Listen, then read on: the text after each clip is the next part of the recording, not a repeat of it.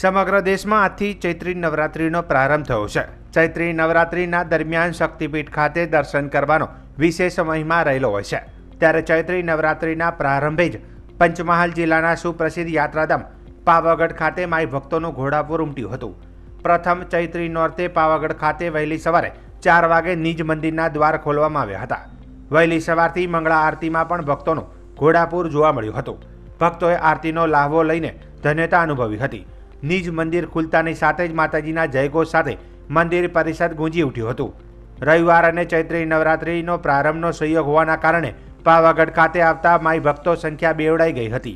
ત્યારે ઘસારાને પહોંચી વળવા માટે તંત્ર અને મંદિર ટ્રસ્ટ દ્વારા અગવડ ન પડે તે પ્રકારની વ્યવસ્થાઓ ગોઠવવામાં આવી હતી। દર્શનાર્થીઓની સેવામાં પોલીસ વિભાગ દ્વારા પણ ચુસ્ત બંદોબસ્ત ગોઠવવામાં આવ્યો હતો। તો બીજી તરફ ટ્રાફિક જામને ટાળવા માટે માચી સુધી ખાનગી વાહનો પર પ્રતિબંધ મૂકવામાં આવ્યો છે, જેને લઈને એસટી વિભાગ દ્વારા વધારાની 50 ઉપરાંત બસનું માચી પાવાગઢ વચ્ચે સંચાલન કરવામાં આવી રહ્યું છે। હું હમણાં 5-7 વર્ષથી દર ચૈત્રી મહિનાનો પહેલું નવરાત્રી અને બીજી નવરાત્રી અમારા કુળદેવી મહાકાળી માના ધામમાં પાવાગઢ મારું પહેલું નવરાત્રું અહીંયા નીચે જમણવાર ચાલે છે, ભંડારો ચાલે છે। બીજા નવરાત્રી મનુભાઈનો ચાલે છે। એટલે હમણાં 5-7 વર્ષથી આ વર્ષોથી અહીંયા જે માનું સ્થાન છે ત્યાં અમારા દર્શન કરવાનો ચૈત્ર મહિનાના પહેલા નવરાત્રી અમને દર 5-7 વર્ષથી લાવો મળે છે।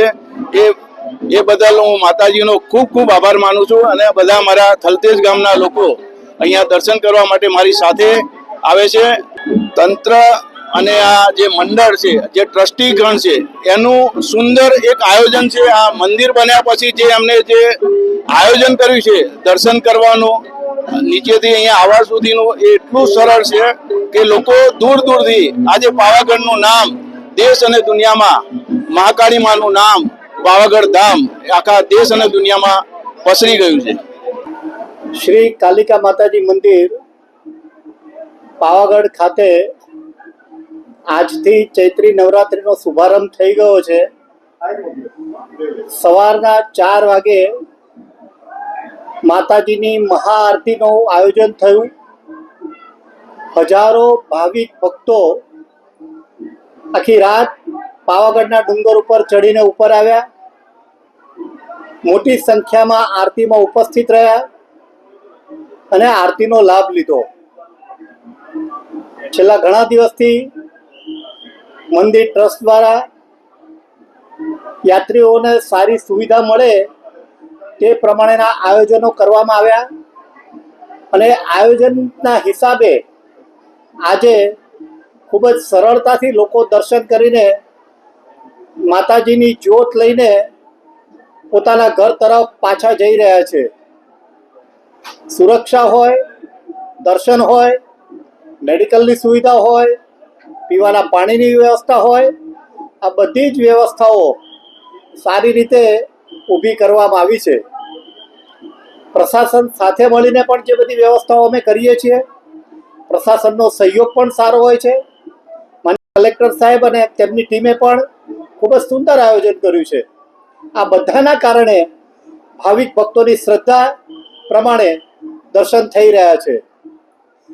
આપ સૌને જણાવતા એક આનંદ થાય છે કે વર્ષોથી કરોડો માઈ ભક્તો રાહ જોતા હતા કે ડુંગર ઉપર જ્યારે જઈએ છીએ દર્શન કરવા તો પ્રસાદની વ્યવસ્થા નથી। પ્રસાદ એટલે કે ભોજન મંદિર ટ્રસ્ટ દ્વારા આજે બપોરે 12 વાગે થાળ થયા પછી અન્નપૂર્ણા ભવનનો શુભારંભ થઈ રહ્યો છે, જેમાં બહારથી આવેલા ભક્તોને સારું સાત્વિક શુદ્ધ ભોજન મળી રહે તે પ્રમાણેનું આયોજન છે। ખૂબ જ મોટો હોલ તૈયાર કર્યો છે, જેમાં એક સાથે 600-700 થી પણ વધારે વ્યક્તિઓ બેસીને આરામથી ભોજન કરી શકે।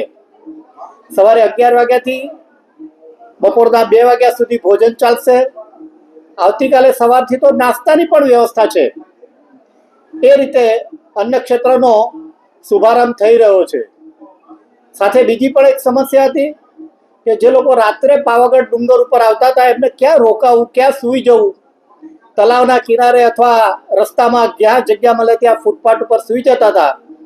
એના બદલે મંદિર ટ્રસ્ટ દ્વારા એક ખૂબ જ સરસ વિશ્રામ ગૃહ બનાવવામાં આવ્યું છે.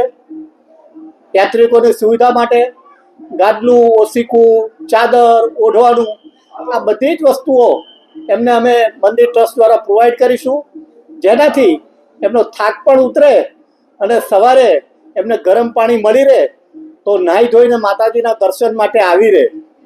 આમ ટ્રસ્ટ દ્વારા શ્રદ્ધાને અનુરૂપ જે વ્યવસ્થાઓ થવી જોઈએ તે વ્યવસ્થાઓને અનુરૂપ આ બધી ગોઠવણો થઈ છે.